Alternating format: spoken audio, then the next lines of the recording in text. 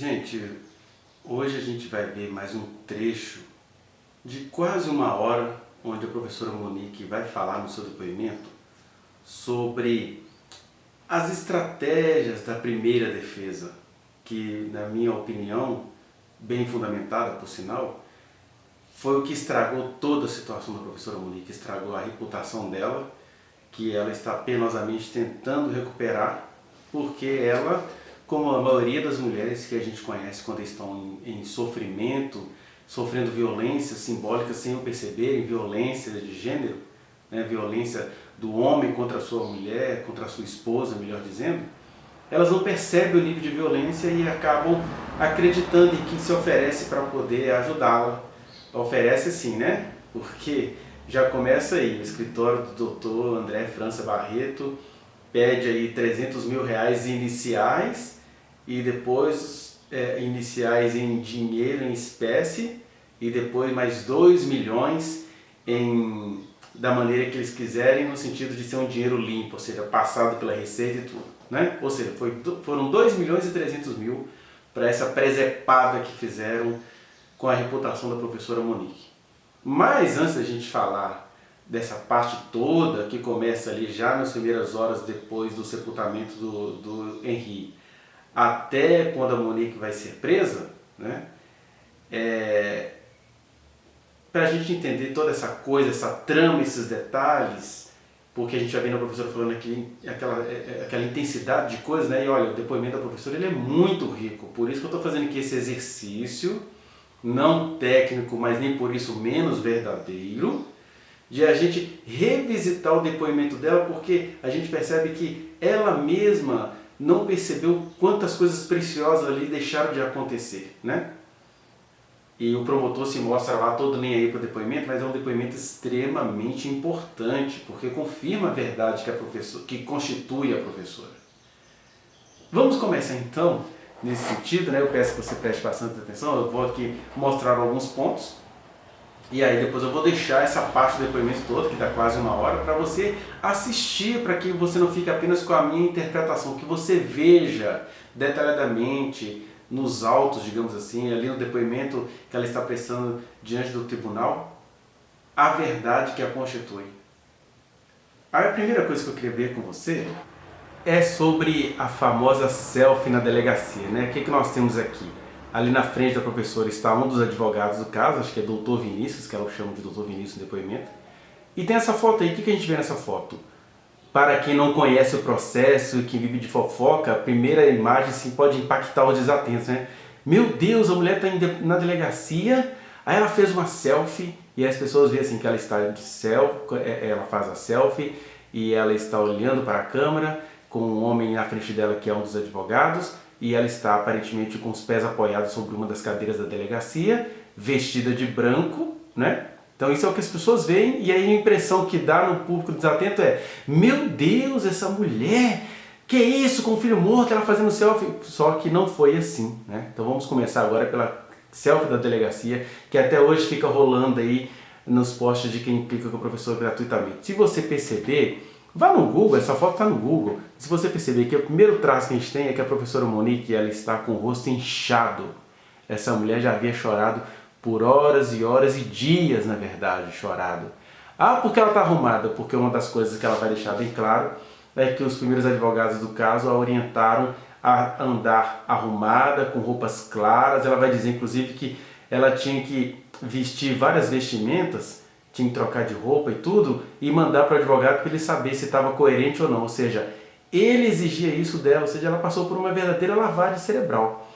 E a lavagem cerebral é isso, né? Porque ele construiu uma imagem dela que iria impressionar vocês, no sentido de julgá-la, ao mesmo tempo que ele estava preservando a imagem do seu então companheiro, que era o senhor Jairo. E aí alguém fala assim: mas a mulher está na delegacia com essa roupa? Ela fala que na hora que ela mandou essa selfie para a tia dela, que foi uma selfie que ela mandou para uma tia paterna.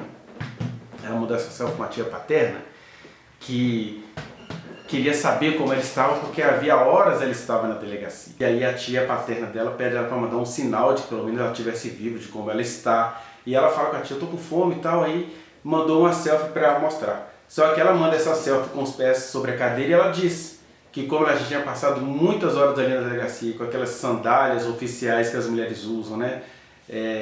Aquele sapato que tem um bico e tudo, ela estava com os pés doloridos, os pés ardendo, inflamados e tudo que é comum nesses calçados que as mulheres precisam usar de forma oficial. Aí ela resolveu se apoiar na cadeira para poder fazer uma espécie de uma massagem espontânea ali, quando ela muda de posição. Então olha só, como é que a gente julga sem saber o que está acontecendo nos bastidores. Então primeiro, ela estava com aquelas roupas brancas, porque ela havia sido treinada pelos advogados para ir assim à delegacia, né? E ela entendia que aquilo fazia parte da defesa, por isso que ela acolheu. Segundo, ela não estava com aquela blusa que a tia olha assim e fala para ela assim, olha, e peitões, hein? Ela lembrou que, na verdade, estava tão calor que ela tinha tirado o blazer, uma blusa por cima, que ela estava usando por cima, por causa do calor, enquanto ela esperava ali novamente. E aí ela manda uma foto com uma pessoa familiar, e aí aparece para as pessoas falarem, tá vendo que mulher narcisista, mostrando os seios na foto, mas ela não mandou essa foto para a rede social, nem para vocês que ajudam. Ela tinha mandado essa foto para uma tia paterna dela.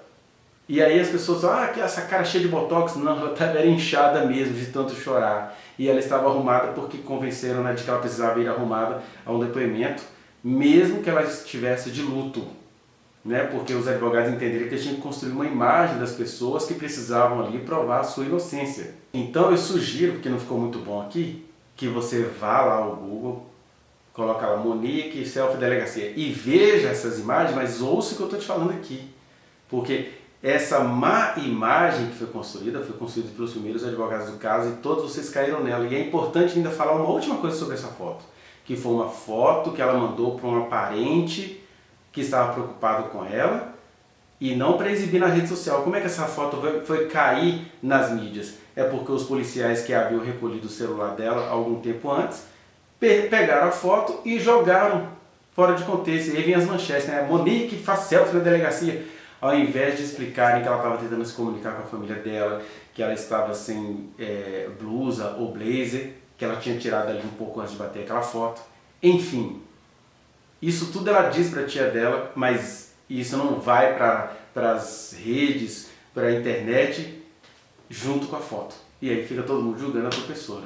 Então, talvez esse foi o primeiro resultado do trabalho desonesto que o senhor André França Barreto fez com a nossa amiga.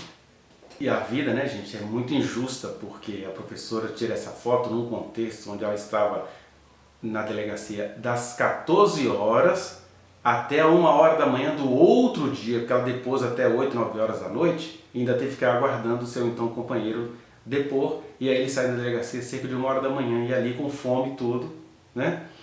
Então as pessoas desconhecem isso, algumas pessoas preferem continuar desconhecendo porque elas têm um compromisso com o julgamento gratuito de uma mulher realmente inocente. Mas vejamos outras observações importantíssimas desse depoimento da professora Monique. Ela explica para a juíza o porquê que ela acabou aceitando aqueles advogados. Porque na mente dela, naquele momento, ela não sabia que o filho dela tinha sido assassinado. Ela não tinha indícios claros de que isso estivesse acontecido. Ela não sabia que o seu então companheiro era o principal suspeito. E ali naquela hora então eles interpretaram tudo como uma perseguição. Porque o Jair falava assim, olha, vamos visitar um advogado na casa do meu pai, porque parece que estão tramando aí contra a gente. Então ele tinha entendido naquela hora, ou pelo menos a fez acreditar assim, que aquilo tudo era alguma perseguição política. Porque ela que não sabia de nada, porque ela havia acordado com o seu filho já desacordado, então ela foi acreditando naquela situação. É isso que precisa ficar muito claro para a gente parar de julgar essa mulher injustamente. Aí temos a primeira truculência do senhor André França Barreto e seu escritório, que consiste em exigir, ele exige que ela tenha 2 focos. Primeiro foco que o advogado faz, porque a gente vai vendo aí que ela passou por uma verdadeira lavagem cerebral, né? Então, o primeiro foco, ele pediu que ela focasse em eleger os momentos ruins, as maldades que ela sofreu no casamento dela com o Leniel. Então, quando era para falar de Leniel, ela tinha que focar e alistar as coisas ruins que ela sofreu. E quando era para falar de Jair, ela tinha que focar e falar das coisas boas que eles viveram. de maneira que ele estava ali de maneira perversa numa psicologia tipo Laranja Mecânica, não sei se alguém já assistiu esse filme. Todo estudante de psicologia, de alguma forma, acaba tendo contato com esse filme, Laranja Mecânica. Colocaram-na sob uma lavagem cerebral. Então, assim, é pensar coisa ruim do ex-marido e pensar coisas maravilhosas do atual companheiro. E, nesse sentido, a mente dela começa a ser fabricada. E o André França Barreto, ele trancava a professora Monique. Ele não deixou ela ter acesso às notícias de jornais. Então, tudo aquilo que a gente já estava sabendo dos crimes anteriores do senhor Jário, ela não sabia de nada até a hora que ela foi para a prisão ou até os finaizinhos dos dias, quando parentes dela, especialmente a dona Rosilene, que é uma prima dela, né, a esposa do Shelby, começou a falar para ela, olha, tá saindo isso e isso na televisão sobre esse cara, tá acontecendo isso e isso, mas ela não sabia porque eles não deixavam, eles que eu falo, a defesa, não deixava a professora Monique ter acesso a esses autos. Olha que perversidade. Defender a pessoa tirando-lhe a liberdade de avaliar as coisas, porque se estava ali na verdade era mancomunado com uma parte do processo, né? Uma coisa que é importante que a gente não pode deixar de perceber é que a Monique teve suspeitas corretas. Monique e a maioria das mulheres que a gente conhece, elas têm uma intuição correta. Só que assim, a intuição, a chamada intuição feminina, as suspeitas que as mulheres têm, elas logo são abafadas por aquela educação. Não, não pense assim, esse é advogado da família, a família é maravilhosa, confie nesse homem. Ela até vai dizer que a Cristiane diz para ela que botaria a mão no fogo, ela daria a vida dela pelo André França Barreto, de tanta credibilidade que ela passou. Então ela tá assim, eu tô achando alguma coisa esquisita, mas... E o que ela achava esquisito? Porque ela começou a achar estranho algumas atitudes do próprio Leniel. Mas, ao mesmo tempo, ela achava coisas estranhas acerca do Leniel, achava coisas estranhas acerca do Jário. Mas o que o advogado fazia? Fazia ela achar coisas estranhas só no Leniel, fazia ela ter uma boa imagem do Jário, e ao mesmo tempo aqui fora as pessoas também tinham algumas suspeitas acerca do Leniel desde o começo, porque tem várias coisas no Leniel que são estranhas. Por exemplo, aquele amigo Sigmar que manda ela cuidar do enterro para ele forjar alguma coisa na delegacia. Ela não conseguiu estranhar isso na hora, porque senão ela deveria ter colado nele para ver o que estava acontecendo, né? A trama daqueles dois lá. Mas enfim, ela teve as intuições corretas, mas ela não teve gente ali para dizer, amiga, o que você está pensando? Vamos lá, estimular a pessoa a fazer isso, né? Hoje mesmo eu fiz isso em relação a uma mulher que está sofrendo aí uma violência simbólica em relação ao seu marido. Eu falei, não, vai lá, poste na rede social, poste com vergonha, mas coloque lá, porque essa é a sua salvação, é que você suba na laje e comece a dizer o que está acontecendo, porque homens machos violentadores vivem de maquiagem, e a gente tem aí uma série de machos violentadores, né? André França Barreto e sua companhia, o senhor Leniel, o senhor Jário, o senhor Sigmar, um monte de homens junto com o poder patriarcal do Ministério Público, atentando contra essa mulher. Então a intuição dela não estava errada, mas ela não teve ali amigos para mostrar isso a ela, para você ver, que é aquilo que eu sempre digo, uma mulher nas mais requintadas mansões ainda está em situação pior do que um homem na mais horrível sarjeta. E eu falo que inclusive as suspeitas dela sobre o Leniel estavam corretas, porque ela acha algumas coisas estranhas, mas ao mesmo tempo ela acha estranho que naquele momento parecia que o advogado queria colocá-la contra o Leniel. E na verdade ela poderia ter feito um proveito melhor disso, né? Falando, peraí, eu preciso pensar bem e mal é dos dois, porque aí ela iria pesar na balança, mas isso não houve essa instrução para ela, porque tudo estava estrategicamente planejado contra ela, sem ela o perceber.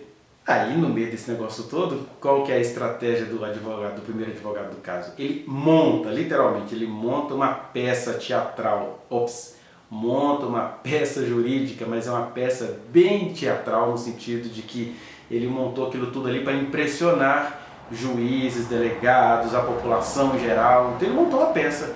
Tinha lá um homem sendo injustiçado chamado Jairo, tinha uma mulher estrategista ao lado dele, que sabia das coisas, mas não comunicou para ninguém. Tudo mentira, montado pelo advogado que estava recebendo 2.300.000 da família do homem envolvido na história. E como é que ele monta isso? Ele faz a Monique sentir necessidade de que ele que fosse o advogado que iria defendê-la, de que iria acudi-la de um grande mal-entendido que já tinha se espalhado, que na verdade ele ajudou o mal-entendido a ficar mais mal-entendido ainda. Né, porque ele fez a mulher sair uniformizada por aí, decorando o discurso, para que ficasse tudo muito feio para ela. Olha que coisa horrível, que coisa perversa, que coisa macabra. Isso tem de ter uma punição específica na Lei Maria da Penha, esse tipo de coisa, para advogado que faz isso com as clientes do sexo feminino, sabe? A gente tem de aprimorar a Lei Maria da Penha nesse sentido. Ele vai fazer aquela pressão psicológica. Olha, você está com problemas. E antes, sempre respondendo a vocês. Por que que ela acreditou nesse advogado? Porque naquele momento ela não sabia que seu filho havia sido assassinado. Os primeiros indícios ela achava que era algum mal entendido, porque tinha mal entendido mesmo. Por exemplo, apareceu um corpo de uma outra criança que não tinha nada a ver com o Henri, ela ia desconfiar daquele relatório. E aí ficou parecendo para ela que alguém estava implicando, até inclusive com o companheiro dela. Né?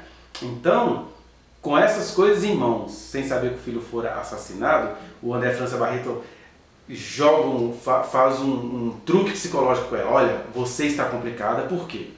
Porque você não dormiu na noite com seu filho, e crianças não podem dormir separadas da mãe. Ela até fala assim, mas na maioria dos lares as crianças dormem num quarto separado. Aí ele, mas é porque você bebeu vinho, como se o vinho viesse a apagá-la assim. E de qualquer maneira ela foi descobrir depois que ela estava realmente dopada por coisas que o ex-companheiro colocava, né? E no meio disso tudo, então ele vai alegar que ela não dormiu com o menino, que se ia pesar contra ela, como se todas as mães dormissem junto com todos os filhos todos os dias. Segundo, a questão de ela estar de alguma forma entorpecida e ia pesar contra ela, em vez de ser motivo assim de, peraí, vamos entender o porquê que você caiu nisso. E terceiro, ele vai falar, tá vendo? Como você não tem como provar o que realmente aconteceu, você precisa de mim. E aí ele apresenta um plano. E o primeiro plano é, você vai ter de decorar a história que eu vou criar. Eu vou criar uma história e você vai decorar essa história. E ele faz ela decorar. Faz ela decorar por muitas horas durante os dias. Ela falou que começava tipo 8 horas da manhã e ia até meia-noite, 1 hora da manhã do outro dia. Várias vezes isso, né? Para ela agora ficar sendo julgada pelo público. Então, nesse contexto todo, era de se esperar que ela realmente ia confiar nessa turma toda. Mas e as violências que ela sofreu do Jairo? São violências nada diferentes do que a maioria das mulheres que estão me assistindo sofrem. E nenhuma mulher acha que isso faz o cara parecer-se. Gente, aqui em Belo Horizonte está um calor terrível. E eu estou gravando esse vídeo neste domingo suando. Mas vamos continuar. Quando vocês viram eu passando a mão aqui, porque o negócio está escaldante mesmo. E aí ela acreditava naquela situação e nenhuma mulher deveria ser criminalizada por acreditar naquela situação. Ela não estava acreditando de má fé, ela estava acreditando porque, meu Deus, meu filho morreu de alguma coisa que eu não sei exatamente o que foi, mas ela não iria pensar que era assassinato àquelas alturas, não. Vejamos as outras coisas aqui deste depoimento riquíssimo. Veja como a professora Monique está envolvida numa teia, né? Que quanto mais ela se mexia, mais ela se complicava. Porque ela tinha percepções e ela fala assim, gente, mas se está dizendo no laudo que o meu menino tinha 23 lesões e tinha aqueles machucados todos, gente, todo mundo viu o corpo do meu filho, eu vi. Ninguém viu ferimento nenhum, ninguém viu nada lá. E é verdade, né, gente? Eu já disse isso para vocês em vídeos anteriores. Se esse menino tivesse chegado lá com esse tanto de lesões, é porque eles tinham medo do Jairo. Podiam chamar a mãe no canto e falar, mamãe, tá tudo bem com você, mamãe? Porque isso aí tá no seu filho. Não é normal, não. Você tá precisando de ajuda? Você é casado com um poderoso, mas você tá precisando de ajuda? Mas os médicos se omitem, escondem câmeras, escondem tudo. Então fica difícil a gente acreditar, até mesmo nesses relatórios médicos de um hospital privado que não agiu como deveria agir naquela situação. Aí vem logo os impacientes e falam assim, mas você está querendo botar a culpa no hospital? Não, o que eu estou dizendo é que isso é um conjunto de coisas e que vocês não querem pôr culpa no hospital, não querem pôr culpa em Jairo, não querem pôr culpa em ninguém e querem pôr culpa, por nada, na professora Monique. E isso é que me irrita, né? Porque não é essa questão de pôr culpa em quem quer que seja, a questão é a coerência dos fatos. Cadê as fotos, os vídeos e tudo? Porque ela vai falar que, inclusive, que não tem foto de nada do corpo do menino nesse sentido. Que essas lesões e tudo tem a ver com um relatório que veio de um hospital público, que ao que tudo indica é um corpo de uma criança que foi atropelada. Gente, ela estava realmente correta na suspeita, mas aí os advogados falam assim, não, vamos focar aqui, ó. Esse relatório prova que a laceração hepática aconteceu de 24 a 48 horas antes da morte do menino. Aí o advogado joga um veneninho contra o Leniel que é um veneno dúbio, porque é um veneninho do advogado, mas a gente deveria se perguntar mesmo sobre algumas atitudes estranhas desse pai que está aí daqui a pouco sendo eleito para vereador. Que ele fala assim, mas se o relatório está dizendo que foi de 24 a 48 horas antes da morte do menino, essa laceração hepática, então esse menino estava com o pai 24 a 48 horas antes da morte. Não é estranho? Mas aí a professora fica atordoada assim, tentar saber o porquê e veja no depoimento dela como é que ela lida com isso. Aí as pessoas falam assim, a mãe se arrumou para ir na delegacia. Gente, o menino já tinha sido enterrado. Ela fez o cabelo 3 dias depois, ou seja, depois que esse menino já havia sido enterrado e que ela agora estava com a mídia cercando a casa dela, as ruas do bairro onde ela morava.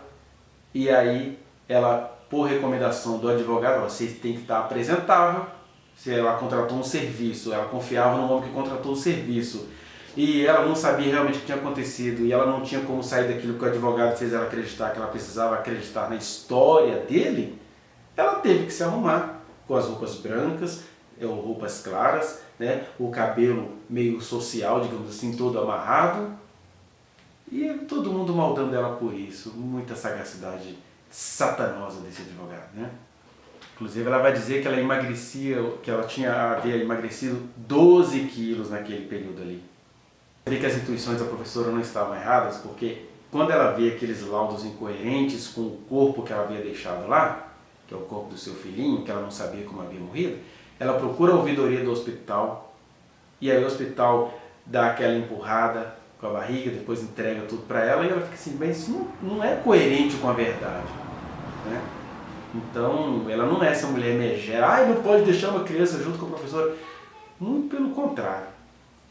Ela o tempo inteiro estava tentando entender a verdade, e aí, se ela vinha sendo desviada as atenções pelo seu companheiro, agora ela estava tendo as atenções desviadas pelos seus advogados, e ela ali precisando comprovar que ela jamais faria qualquer maldade contra o seu filho, ela estava concentrada em ter que decorar aquilo, porque disseram para ela que era só daquele jeito que iria passar nas autoridades do Rio de Janeiro, sem ela saber que ela estava sendo instruída a atentar contra si mesma. Gente, puxa vida, a gente vai punir essa mulher por ela ter confiado, né? A gente tem que punir quem abusou da confiança dela. São tantos detalhes que passam despercebidos. Olha isso, por exemplo, que ela ficava lá por horas decorando, e tinha que ficar aguardando as outras pessoas em sala separada, decorando, né? Ela vai falar as pessoas que ela viu que foram obrigadas a decorar o conteúdo, ela lista essas pessoas. Foi a Débora, a mulher que estava conversando com o senhor Jairo no momento em que o processo diz que o menino morreu, a Tainá, que era ex-babá do menino, a Leila Rosângela, que é uma das funcionárias da casa, a Ana Carolina, uma ex-mulher do senhor Jairo. Todas as pessoas foram treinadas, incluindo a professora Monique. Treinadas porque o advogado fez a família acreditar que se não fosse daquele jeito que ele fez, aí as pessoas não iriam conseguir. E é claro, gente, imagina você inocente sendo acusado de coisas trágicas, se você não ia cair naquilo que o advogado estava te falando. Eu até entendo hoje que a professora Monique está caindo agora na estratégia de defesa dos atuais advogados, que eu não sei qual é a estratégia de defesa, mas nós, apoiadores da professora, entendemos que se a estratégia de defesa não inclui Monique vir a público, ou os advogados virem a público conversar com esse público, que é o público que vai julgá-la, né? Que representa esse público inadvertido, é que vai julgá-la. Se não for assim, infelizmente a professora Monique ela vai ser condenada, isso é muito ruim de admitir, mas ela está confiando nesses advogados. Agora, é ela que está cometendo crime? Não.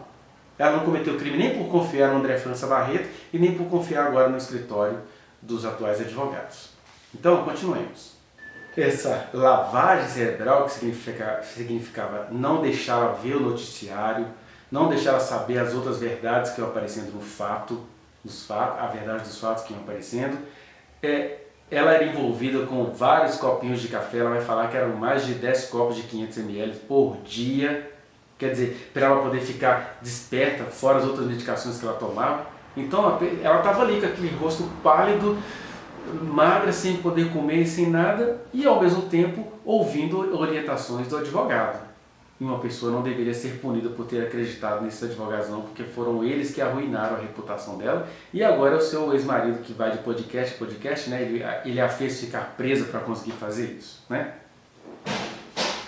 E ainda sobre essa questão das roupas serem aprovadas ou não pelo Dr. André, eu fiquei pensando, né? Qual que era o tipo de roupa que o Dr. André aprovava e qual era o tipo de roupa que ele reprovava?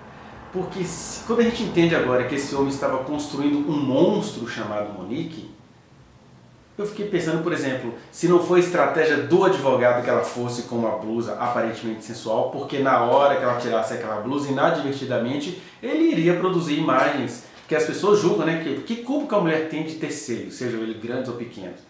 Aí ela manda uma foto para uma tia, aí vem policiais que mexeram no celular dela, joga essa foto na rede, aí aparece a silhueta dela e todo mundo, eita, ai gostosa, ai a mãe que perdeu o filho não se posa assim, quer dizer, tem um monte de coisa aí que esse cara malandrão, um sábio do inferno que se diz cristão, fez isso com a sua cliente, deveria ressarcir todo esse dinheiro, tem teleiro no país contra isso, sabe?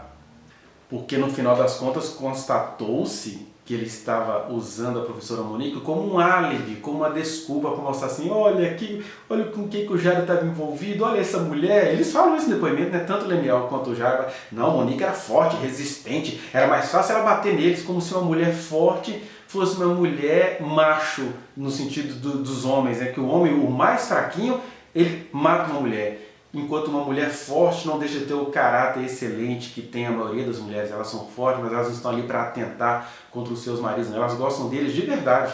Agora, macho é conveniente. O mais fraquinho dos machos costuma manipular a mulher psicologicamente. Isso é um dado estatístico, psicológico, antropológico, jurídico. Aprendam isso, mulheres, e creem mais em vocês, acreditem em vocês, acreditem que até quando vocês estão fazendo coisa errada, o caráter de vocês é melhor do que o mais certinho do homem. Digo isso com toda franqueza de enxergar o meu gênero masculino. Igual aquela coisa, todo mundo fala assim, diz que é inocente, mas estava lá de mãos dadas com o companheiro. Então, naquela época, ela não sabia que o filho dela tinha sido assassinado. Ela não sabia que o principal suspeito era aquele homem. E terceiro, o doutor instruiu que o casal aparecesse em público de mãos dadas para favorecer o seu cliente masculino e para massacrar a sua cliente mulher. Olha que covardia! E todos vocês caindo na perversidade dos advogados, do ex-marido e tudo. Gente, isso dá até raiva, sabe? No meio dessa situação toda, a professora Monique começa a perceber que tem algo estranho. É depois de todos os treinamentos, que eles vão à delegacia depor, uniformizadamente, bonitinho, que eles vão comemorar. Aí ela olha assim, tem alguma coisa errada nessa comemoração, porque diz que foi uma festança. É ali que eles falam, comeu pizza, não sei o quê. Ela estava lá dentro de uma equipe de defesa, que também usou isso contra ela, né? Mas ela estava lá, cooptada por aquela equipe de defesa, num processo de lavagem cerebral, tendo que acatar aquilo que a defesa falou, porque afinal de contas eles estavam pagando muito caro para isso, né? Que é igual aluno de escola privada aqui no Brasil, ele está sendo lesionado pela escola privada, mas não, vai lá porque a gente paga caro. Era mais ou menos isso que estava acontecendo com a professora Monique.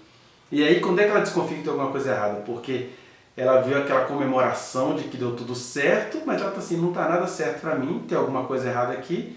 E aí ela tenta ligar para o inspetor, eu acho que é o inspetor Rodrigo que ela vai mencionar, né? O inspetor fala assim, olha, você teria que vir aqui na delegacia, mas você só pode fazer isso com o seu advogado. Ela, pronto, o meu advogado é que está me afastando de tudo e de todos, não tem como ir. Tá vendo o sofrimento de uma mulher até quando ela precisa ter os seus direitos contemplados? Aí nós temos o episódio do apagamento das conversas, né? Descobrimos essas conversas, aí acusaram a professora Monique de coagir testemunha, mandando ela apagar a conversa.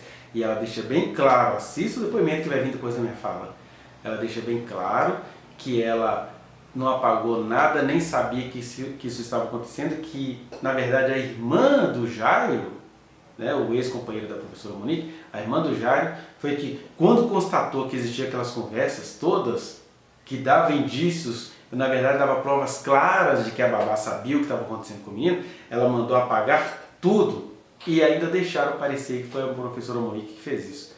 Tanto é que a juíza tirou a professora Monique dessa acusação, porque ficou provado que a professora Monique não tinha nada a ver com aquilo. Porque ela falou, você pode pegar o meu celular, o celular de todo mundo, verificar, foi verificado e ela foi inocentada disso, foi absolvida, né, no caso. E aí, por alguma manobra jurídica lá, ela voltou a ser acusada por essas coisas. Mas enfim, todo um poder judiciário atentando contra a dignidade de uma mulher que é digna. A professora Monique é digna e é inocente. A professora vai mencionar aí também as muitas ameaças que ela passou a responder na prisão, que eu quero lembrar isso aqui com você, porque o Leniel até hoje ele vai de podcast em podcast zombando disso. Ah, diz ela que estava lá, querendo matar ela, não sei o quê. E na verdade as coisas eram muito graves. Tinha uma presa lá que estava ameaçando de maneira grave, tanto é que a juíza toma as providências na hora. E o Leniel fica por aí falando mal, inclusive da juíza e das suas estratégias de proteger a mãe, que para a juíza está constada, mãe inocente e também vítima. A diferença é que o filho foi uma vítima que morreu e a professora Monique é a vítima que sobreviveu e que estava sendo usado pela parte do Jairo para ser álibi dele. E aí, gente, um ex-marido que sai de podcast em podcast reforçando mentiras sórdidas que nem estão mais no processo porque são mentiras contra a ex-esposa, não é um homem que merece ser eleito, não é. Quer ver alguns outros pequenos detalhes que são pequenos, tão gritantes como um vírus, que a gente nem o vê a olho nu, mas ele pode ter o poder de destruir toda uma população? Exemplo, a polícia foi lá recolher os celulares, não naquele episódio no dia da prisão, mas antes tinha recolhido os celulares da professora e da família dela. E aí eles recolhem os celulares, pedem a senha e ela ali deu a senha, o policial pediu a senha, eles deram a senha. E aí alguém dessa polícia do Rio de Janeiro teve como manipular um monte de coisas. E ela vai percebendo que o celular dela estava... O Brian, né, irmão da Monique, percebe que o celular dela estava sendo usado em outra localidade do Rio de Janeiro. E ela entrega essas provas todas para a juíza, né? Então, a gente às vezes confia na polícia sem saber que policiais também são humanos, policiais costumam ser homens violentadores, policiais também estão ali para proteger o próprio BO. E aí quando vê assim, peraí, a gente acusa essa mulher porque todo mundo esquece da gente, né? Olha, não falam mentiras acerca da professora Monique por aí, eu tenho o direito como cidadão de fazer essas conclusões, de fazer essas reflexões, porque eu também sou um servidor público aqui em Minas Gerais e sei o que rola por trás do serviço público. Não estou dizendo que o serviço público ele é todo corrompido, mas há muitos corruptos no serviço público, incluindo a segurança pública. E quem mora no Rio de Janeiro sabe dessas coisas. Ela descobre também que o advogado dela escondeu dela o depoimento da Débora, porque o depoimento da Débora iria dar noções claríssimas à professora Monique de quem era o seu companheiro ali. Mas a advogada escondeu tudo da professora. Então, quando você fala assim, diz que amava o filho, mas andou de mãos dadas com o homem até ser presa. Ela não estava sabendo de nada disso, nem do depoimento da Débora, que trazia tantos conteúdos quanto o senhor Jairo. Vocês acreditam? Não acreditam, não querem acreditar, né? Mas a verdade vai ser falada mesmo que vocês não acreditem. Outra coisa que ela vai mostrar é que ela estava sendo monitorada pela família do senhor Jairo, né? Porque quando ela acaba de falar com o inspetor, o Jairo chega de repente com a informação de que sabia que ela tinha ligado com o inspetor. Aí ela tá assim, gente, eu estou mesmo no conluio, porque disse que a família do Jairo toda a tratava muito bem e que você tem que ficar protegido, isso e aquilo. Ela estranhava aquilo, mas não sabia o porquê, até que quando ela liga para o inspetor e o Jairo chega logo a seguir da ligação, ela tá assim, tô sendo rastreada, tem alguma coisa acontecendo. Veja o depoimento dela para vocês verem essa riqueza de detalhes. Enfim, gente, o advogado, o escritório do Dr. André França Barreto, começa a fazer a professora Monique se sentir louca, falando que essas coisas que ela estava deduzindo não eram assim, que ela estava variando, que ela precisava procurar um psiquiatra. Porque quando eles vão vendo que ela tem interesse em ir na reconstituição do crime, porque se ela procurou um inspetor, ela tinha interesse em colocar a verdade ali.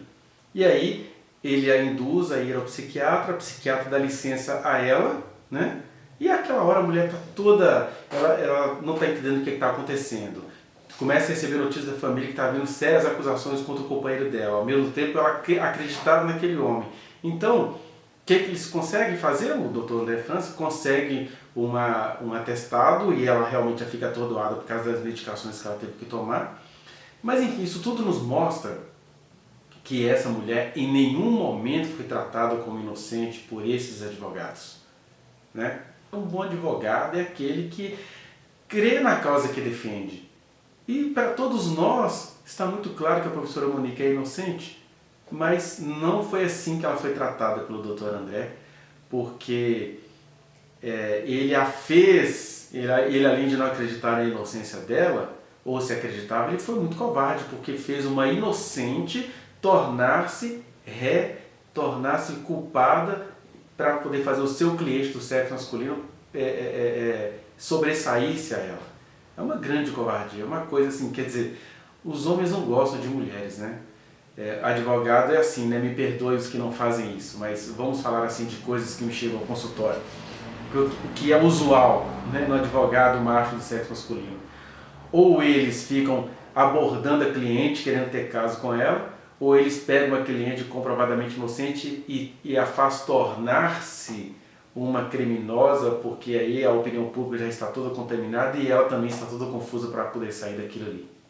Então ele nunca a tratou como uma vítima, nunca a tratou como uma inocente, e com esse jogo todo ele consegue fazê-la não ir à reconstituição do crime, e ainda quando chega na reconstituição do crime ele induz os investigadores assim, liga para ela aí e pergunta para ela se onde é que ficava o ar-condicionado, pergunta para ela se o Jairo ficava acordado a noite inteira, se ele dormia a noite inteira, pergunta a ela se o Jairo já ofereceu medicamento a ela. Quer dizer, eles realmente fizeram uma lavagem cerebral. Isso é muito injusto, isso só mostra o que é a corrupção usual e constitucional das nossas masculinidades. Alguém pode até perguntar assim, mas por que ela então se deixou levar ao médico tudo? Olha, ali ela estava com toda a família pressionando a família do Jairo. E depois também, quando ela viu como é que ia ser feita a reconstituição do crime, já constrangida de todas as formas, ela falou assim, gente, eu não quero ir lá ver um boneco. Imagina uma mãe de luto, ela estava ali respondendo ao inquérito de uma coisa que ela não cometeu, ainda ter que ir lá reconstituir um crime. Ela não sabe como é que o filho dela faleceu, ela não sabe que situação que aconteceu a morte dele, porque ela estava dormindo, quando ela acordou e encontrou o seu bebê assim, aí ela reconstituiu um crime com um boneco. Olha que situação mais constrangedora, por mais que quem está de fora não consiga entender esse constrangimento. Até que ela vai chegar naquela questão que todo mundo fala, diz que não matou o menino, mas estava fugindo com o Sr. Jairo. Ela não estava fugindo com o Sr. Jairo. O problema é que a casa original de ambos, né, a casa dos pais de Jairo, a casa dos pais de Monique, estavam cercados, já tinham pichado aquela região toda, chamando um deles de assassino, acho que chamando Jairo de assassino, picharam, ameaçaram botar fogo na casa, quebrar, fazer um monte de coisa com a casa de ambos. Então o que eles fizeram? Para se afastar da imprensa que estava ali toda alojada na porta da casa deles, eles resolveram ir para a casa de uma tia. Você vai falar agora que isso não era fuga. Não era fuga porque no dia seguinte a professora Monique ia à delegacia porque ela estava querendo saber porque o celular dela estava sendo acessado. O celular que estava na mão da polícia estava sendo acessado lá em Campos dos Goytacazes. Ela ia lá prestar um depoimento, fazer essa ocorrência. Então para que ela ia fugir? Então eles estavam dormindo na casa de uma tia, que era um lugar onde a imprensa não sabia onde eles estavam, porque a imprensa não é polícia, então eles tinham o direito de se retirar da presença da imprensa. Só que isso tudo foi tratado como tentativa de fuga. Lembrando sempre, a professora Monique não estava sabendo de que o seu então companheiro já estava todo mal visto aqui fora e que ela, por consequência, estava ficando como mal visto, como assim, se esse cara é isso tudo, por que essa mulher não sai de perto dele? Ou seja, a estratégia fascínora, a estratégia perversa do senhor André. Que advogado bom para vocês procurarem, né? Meu Deus. Então, assim, finalizando essa parte do depoimento dela, ela vai dizer à juíza que não havia foto de nada do corpo do filho dela, pelo menos naquela altura. A gente não me lembra agora se apareceram fotos depois. Apareceram fotos, né?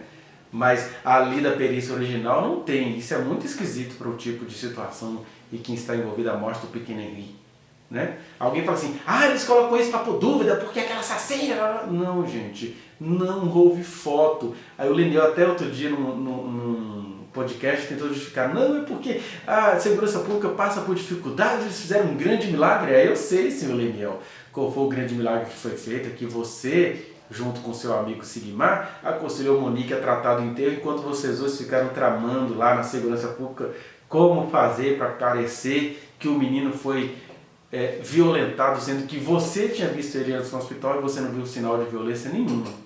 Então é um monte de crápula nesse meio, visto como pessoas boas e sofridas, gente. Puxa vida! Quando chega no final, a juíza se convence disso E ela pergunta a ela, olha, tá claro que você não sabe o que aconteceu, mas o que você acha que aconteceu?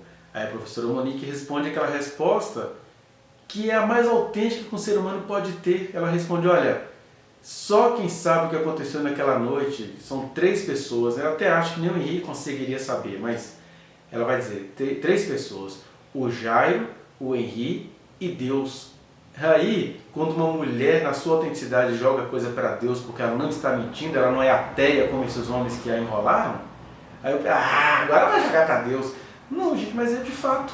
Imagina, eu acordei com meu filho morto. Eu não sei o que aconteceu, por mais que o público que tenha ficado contaminado queira que eu saiba o que aconteceu. Mas essa que é a teia na qual a professora Monique acabou sendo engolida, né, pela qual ela acabou sendo engolida, porque enquanto ela está ali sendo a mulher autêntica como ela podia ser, aqui fora estava a defesa do Jairo, e nunca dela, né, que ela teve que constituir depois, a defesa do Jairo, usando-a como álibi e ainda fazendo-a parecer ser perversa.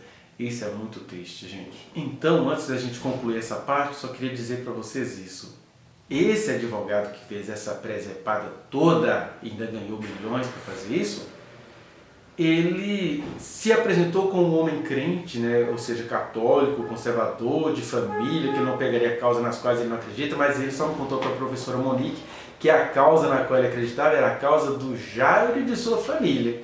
Porque na Monique ele não acreditou, ele a fez tornar-se desacreditada, ele agiu, né? Vou falar agora aqui de um pastor para um advogado falso cristão. Você agiu de acordo com aquilo que a Bíblia chama de espírito do anticristo. Qual que é a grande faceta do espírito do anticristo, senhor André França Barreto?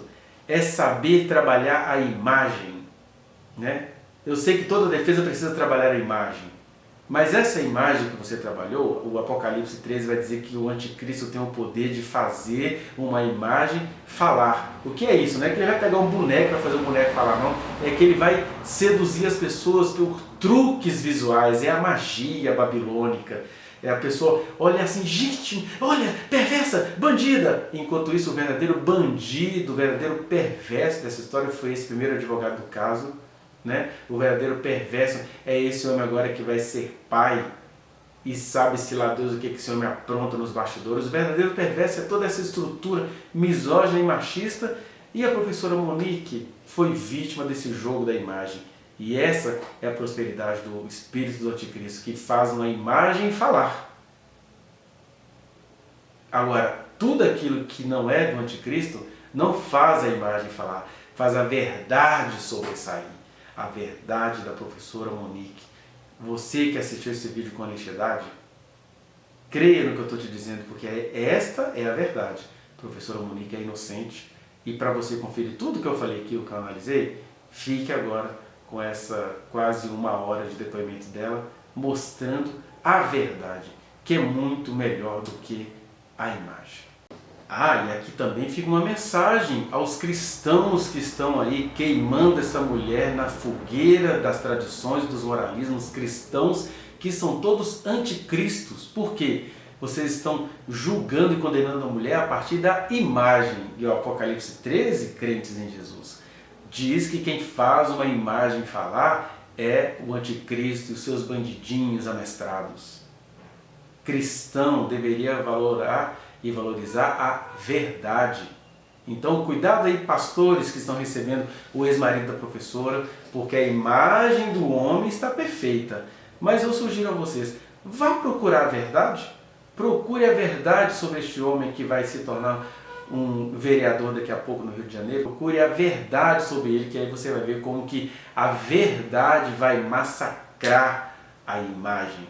E aí todo o espírito anticristo, que é a própria expressão satânica, vai cair por terra. Mas fiquemos agora com as palavras verdadeiras da professora Monique. Cuidado com o engano da imagem. E fui embora para casa, Jairinho me deixou em casa. Nesse dia, era uma quarta-feira, Era uma quarta-feira, eu pedi que minha mãe ligasse para a igreja, pedisse para fazer uma missa no dia seguinte, na quinta-feira. Minha mãe ligou, pediu para fazer a missa. Só que na quarta-feira, o que aconteceu? O Jairinho ligou para mim e falou assim: Monique, eu posso te buscar aí na sua casa? Eu não estava bem, não estava nem um pouco bem. Aí eu falei assim: para quê? Aí ele falou assim: porque o advogado do meu pai, doutor André França, está aqui em casa por causa do processo do meu pai, que era do Coronel Jairo, da Furna da Onça, que ele tinha sido preso há 1 ano, depois parece que foi inocentado, e eu quero conversar com ele e com você. Eu falei assim: tá bom, vem me buscar. Ele foi me buscar. Me levou para a casa do Coronel Jairo. Quando a gente chegou lá, o Jairinho falou para mim assim: eu me senti hostilizado pelo Leniel e pelos amigos do Leniel, pelo Sigmar, por outros policiais que estavam lá. Eles estavam me olhando, estavam me hostilizando, e eu não gostei, e eu estou sentindo que eles vão armar contra mim. Nisso, eu falei assim: ué, mas por que vão armar contra você? Ninguém vai armar contra você.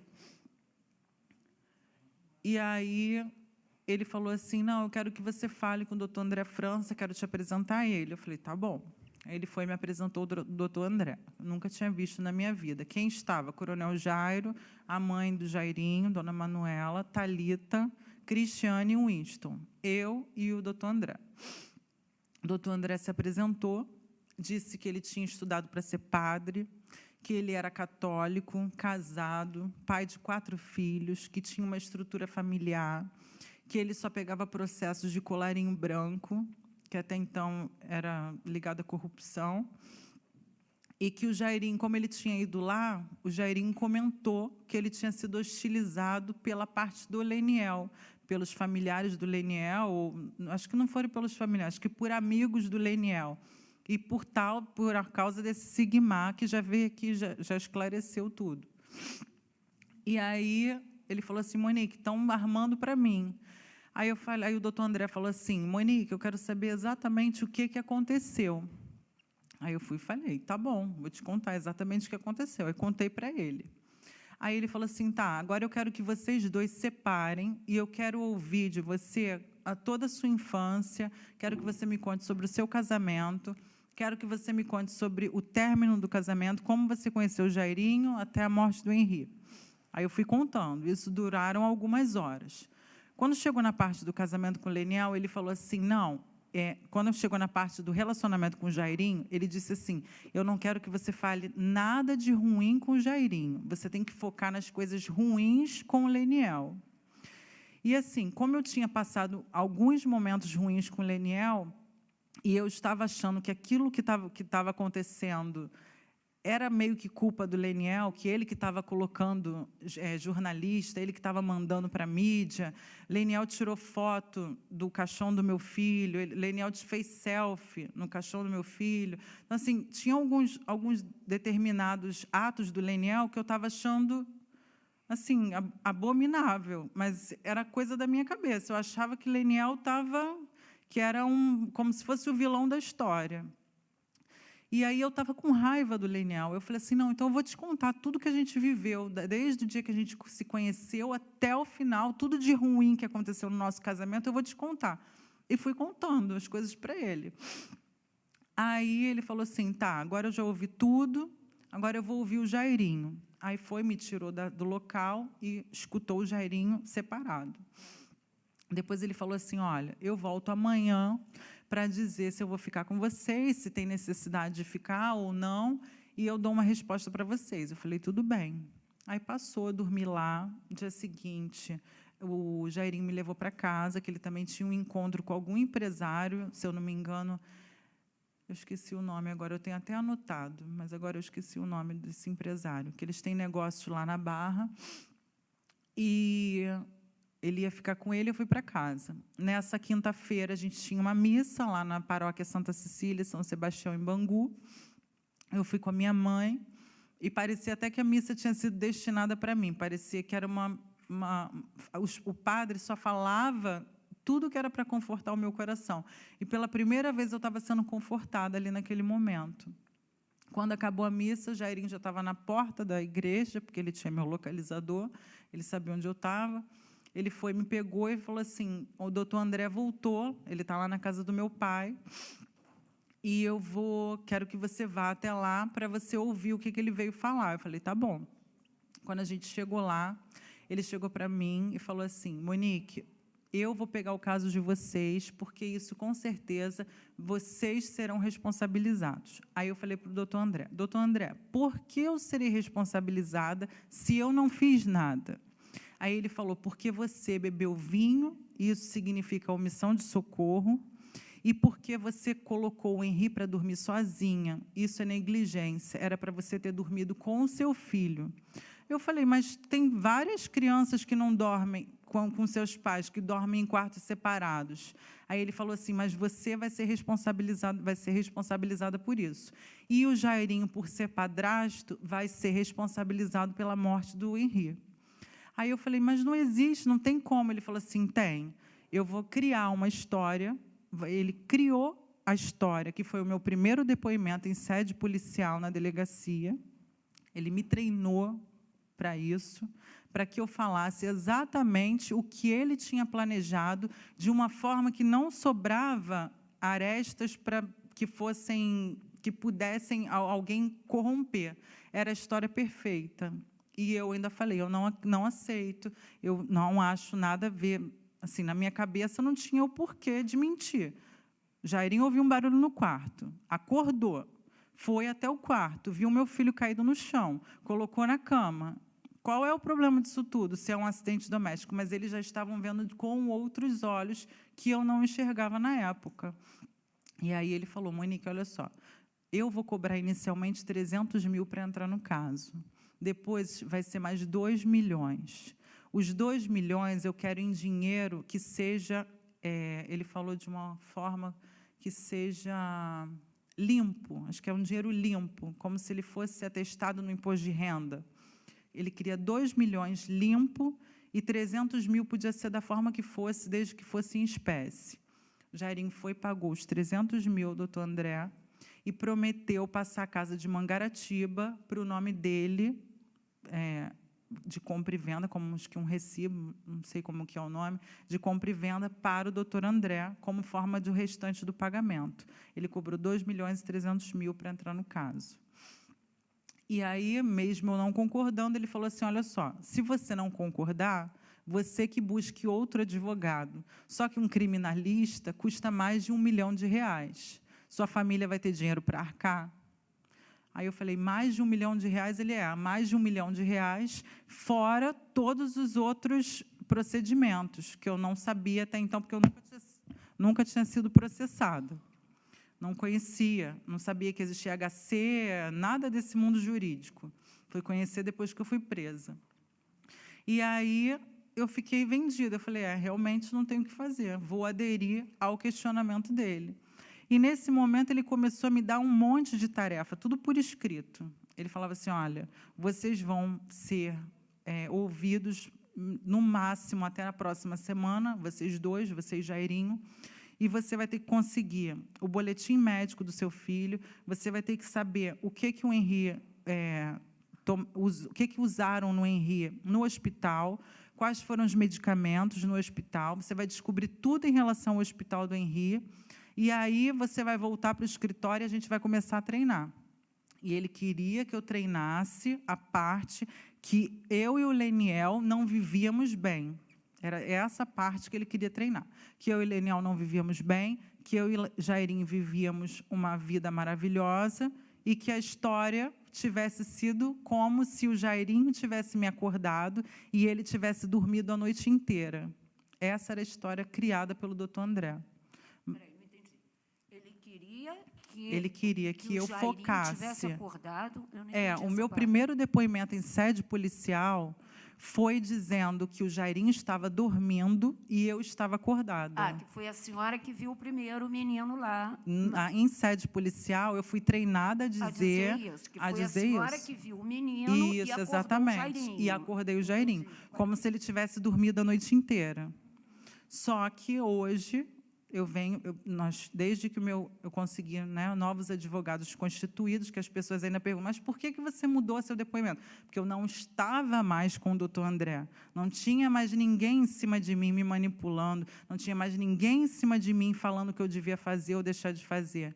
E não estou aqui falando simplesmente por falar, nós temos provas de que eu estava dormindo e ele estava acordado, e que foi ele que fez e não fui eu que fiz. Isso vai ser exposto também nas próximas alegações. Então, o que aconteceu? Eu comecei a receber um roteiro de tudo que eu tinha que fazer. Tinha que ir no hospital, tinha que pegar um boletim médico, tinha que ver os medicamentos que o Henrique tinha tomado. A partir do cartão do plano de saúde, eu tinha que apresentar o plano de saúde. Ele queria que eu fosse pegar o boletim médico e levar no escritório. E assim eu fui. Cheguei sexta-feira, fui até o Barra D'Or, cheguei no Barra D'Or cedo, acho que foi pela manhã, fui direto na recepção, fiz a solicitação do documento, que tem que fazer uma solicitação, e eles entregam de 10 a 15 dias. Só que não tínhamos 10 a 15 dias para saber o que tinha de fato acontecido com meu filho dentro do hospital. Porque, até então, o doutor André falou para mim que era um acidente doméstico. O Jairinho falou para mim que era um acidente doméstico. Eles ainda frisaram, falando assim, Monique, acidentes domésticos causam a morte de entre 23% e 25%. Eles ainda tentavam me convencer mais, mesmo sabendo que o Jairinho estava falando, e eu acreditava na verdade dele. Fui até o hospital, eles falaram para eu voltar no fim do dia, e que, nesse fim do dia, eles me dariam esse boletim médico. Aí ela falou assim, olha, vai para casa, a gente sabe que você mora perto, fica lá, almoça, depois você volta no fim da tarde para pegar esse documento. Eu falei, tá bom. Eu fui e fiquei dando volta com o carro, dando volta, eu não conseguia ir para casa, não conseguia chegar em casa. Parei no Shopping Metropolitano para almoçar, acho que eu almocei num restaurante, nem lembro que restaurante que foi, acho que árabe, não sei, algum restaurante, comi alguma comida, acho que foi peixe. Nisso, eu fui até o salão do Walter de novo, queria conversar com a cabeleireira até, mas ela estava atendendo com outra pessoa. Fui, fiz o cabelo, meu cabelo não parava de cair. O Jairinho tinha falado comigo no telefone para eu, nesse tempo, nesse intervalo, fazer o cabelo, que eu tinha que ficar bem, que eu estava desleixada, que eu estava...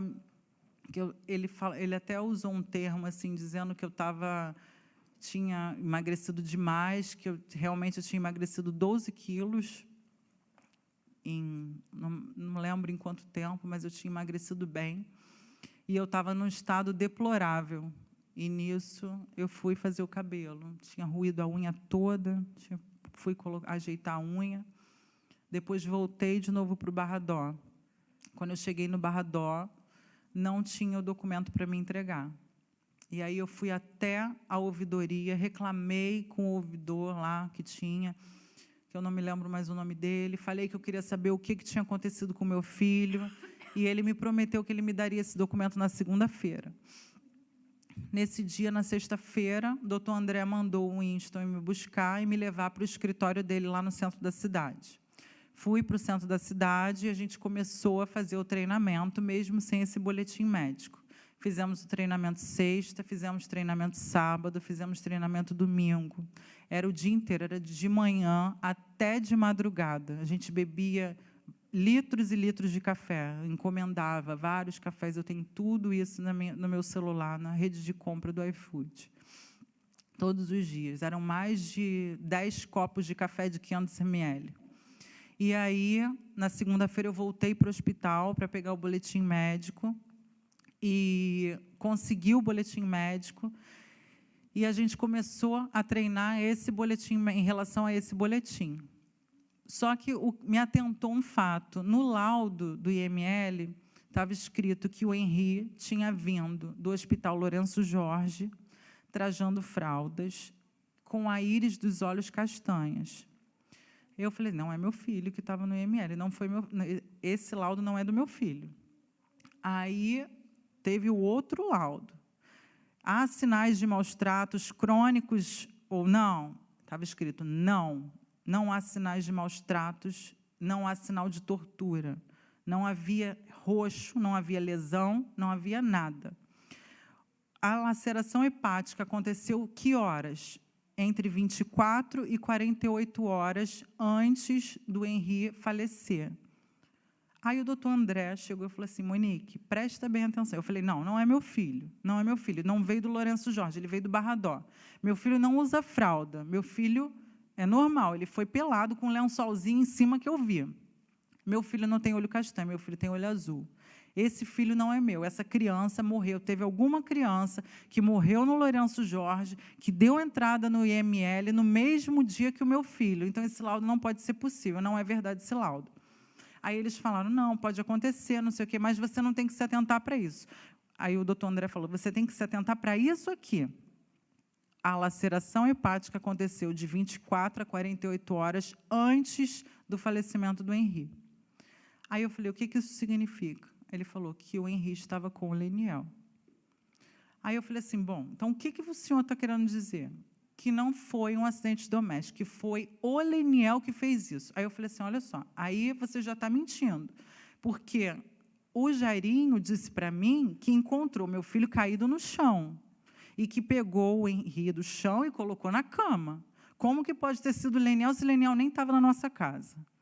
Aí ele falou assim, não, mas pode ter sido uma laceração hepática, o Leniel pode ter dado um medicamento hepatotóxico numa grande quantidade, causado uma laceração, e só ter caído com você depois, pode ter caído da cama e aumentado a laceração, ou então ele pode ter ingerido um medicamento e, na hora da ressuscitação no hospital, causado a hemorragia interna.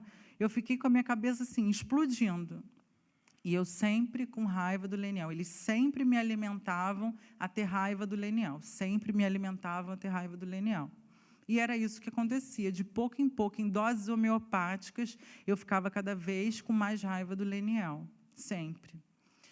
E acreditava na história do Jairinho. A Cristiane chegou e falou para mim assim, Monique, se eu tiver que entregar minha vida, eu entrego nas mãos do doutor André, que eu confio no doutor André.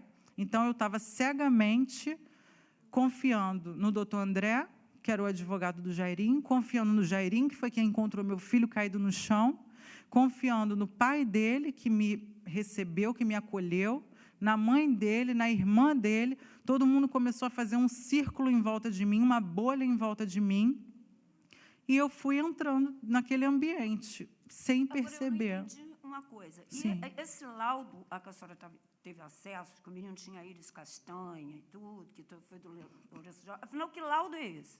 É o primeiro laudo do seu filho? É, o laudo do meu filho, é o primeiro laudo, dizendo que meu filho tinha vindo do Lourenço Jorge, trajando fralda com íris castanhas. E a senhora teve acesso a um segundo laudo? Então, que teria aí veio sido a contraprova? Teve a contraprova. Aí, a contraprova, como é que o seu filho estava sendo descrito? No Lourenço Jorge, trajando fralda. A mesma coisa? A mesma coisa, trajando fralda com olhos castanhos. E depois, só que vinham perguntas. Existiam maus-tratos crônicos ou não? Não. Então, meu filho, aparentemente, no IML, estava descrito que o meu filho não chegou com nenhuma equimose, com nenhum roxo. Meu filho não chegou no IML com roxos no corpo. Meu filho chegou no IML por causa de uma laceração hepática, por uma ação contundente e que causou uma hemorragia interna. Só que um perito amigo da família do Jairinho foi até o escritório e falou o seguinte para a gente, uma ação contundente deixa marca, a marca seria externa para interna, seria como se fosse um soco, um chute, alguma coisa, seria de fora para dentro, deixaria marca. Não tinha marca nenhuma, tanto que no laudo não descreve marca. Aí, no laudo vem escrito também, existia maus-tratos? Não, não existia maus-tratos. Hugo, você está com a folha para atualizar a Vossa Excelência do laudo? Estou procurando aqui, já achei. Achou, Vossa Excelência?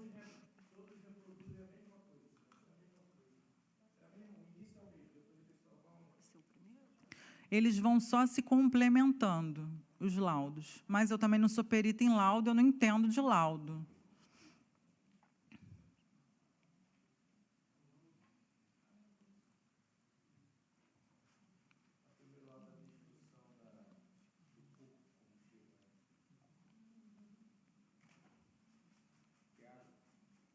Quero, por favor. Também. Então, os laudos diziam a todo momento que era uma criança que tinha chegado do Hospital Lourenço Jorge trajando fralda com íris castanha, que não era o meu filho, isso não era a descrição do meu filho, que meu filho tinha vindo do Barra Dó, ele não usava fralda, eu via meu filho saindo com um lençolzinho sem fralda e ele tinha olhos azuis. Aí tudo bem, não tinha sinais de maus tratos. Se não tinha sinais de maus tratos, não tinha tortura. Se não tinha maus tratos, não tinha roxo. Da onde tiraram 23 lesões? Eu também não sei. Não tem foto do meu filho de corpo, não tem foto nenhuma do meu filho com mancha pelo corpo. Então, em nenhum momento eu acreditei que pudesse ter sido outra coisa a não ser um acidente doméstico, que meu filho tinha caído da cama, que Jairinho tinha pego ele e tinha colocado na cama de volta. A todo momento eu achava isso. E aí o doutor André foi, sempre atento a essa percepção que a gente não tem. Eu não sabia nem o que era uma laceração hepática por uma ação contundente. Foi ele que me avisou, ele que chamou o perito.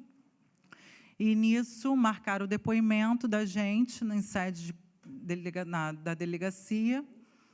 Nós fomos para a sede da delegacia. Nesse dia, o doutor André, até as minhas roupas, ele escolheu, eu tinha que tirar foto da roupa toda que eu estava, mandar para o doutor André. Aí o doutor André falava, não, essa roupa não, outra.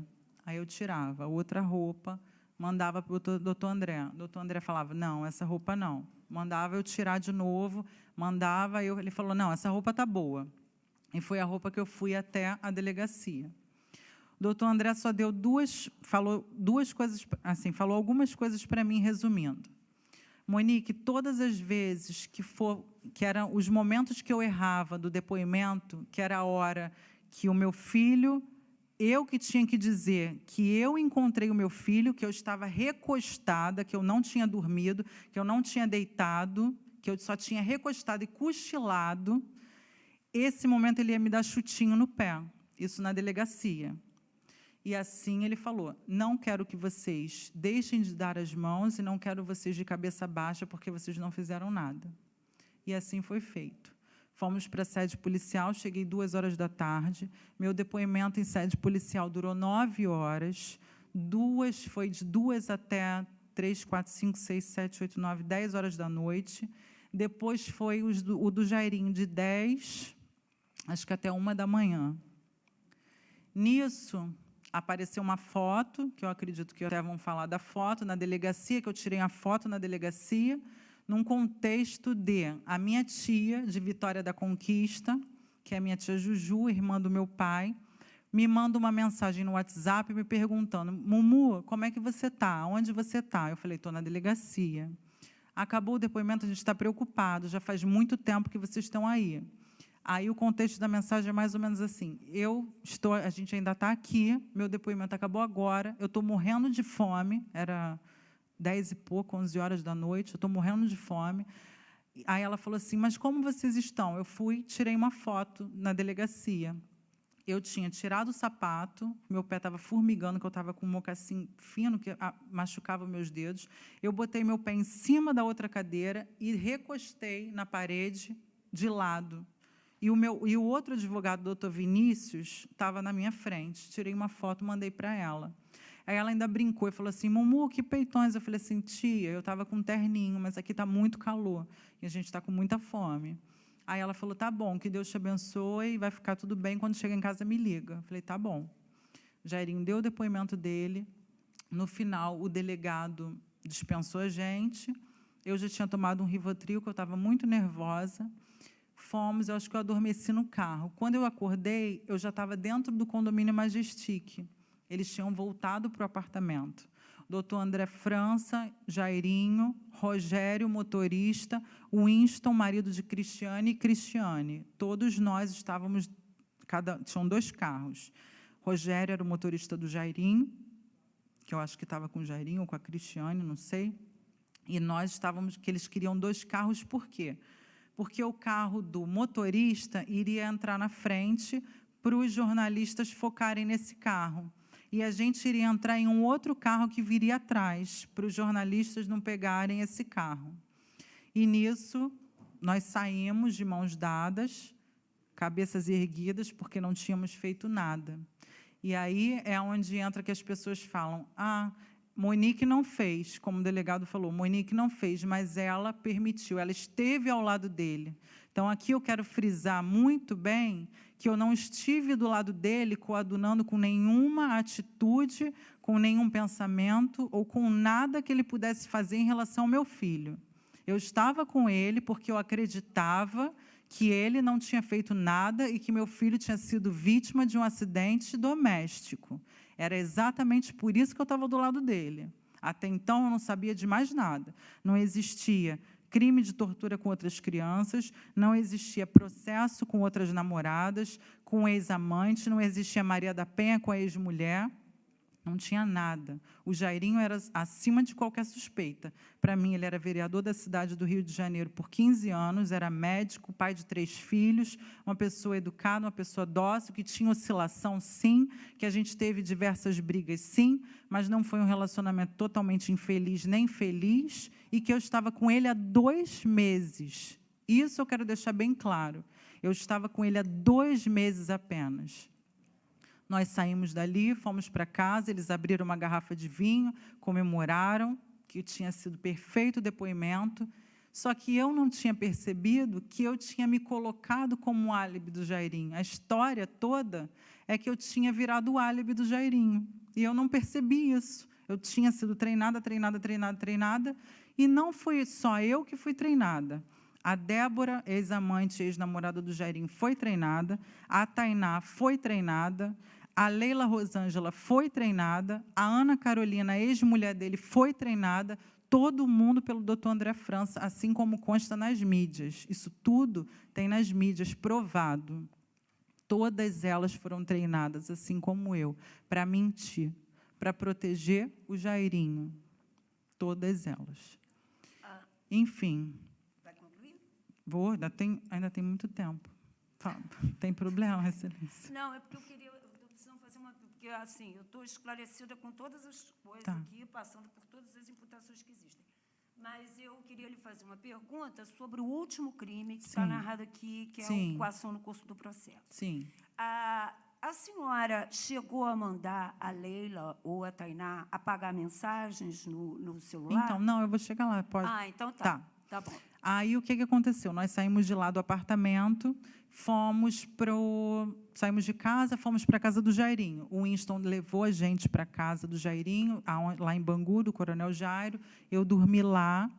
E, logo depois, elas seriam intimadas a depor, porque eu tinha comentado que a Tainá era babá, eu tinha dado o número da babá e tinha dado o número da Leila Rosângela para o delegado Henrique Damasceno. Lá na sede policial, ele me tratou muito bem, ele foi uma pessoa, para mim, que não tive problema nenhum com ele, e ele me ouviu, foram 9 horas de depoimento, ele ouviu tudo que eu tinha para falar, só que foi um depoimento que era parcial, era um depoimento voltado para proteger o Jairinho. Por isso eu pedi nova oitiva, porque eu queria falar a verdade, como eu estou agora aqui conseguindo falar a verdade, porque em nenhum momento eu consegui.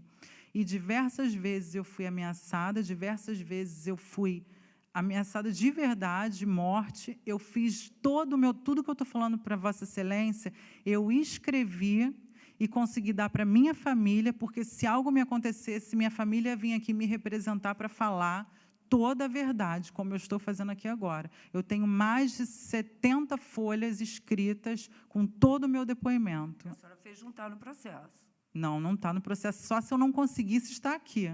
Se algo me acontecesse, minha família iria estar aqui. Umas cartas aqui. Mas aquilo foi no UPA, quando eu estava com Covid. Foi posterior, depois que eu fui presa. Então, nós estamos na... Onde paramos, Excelência?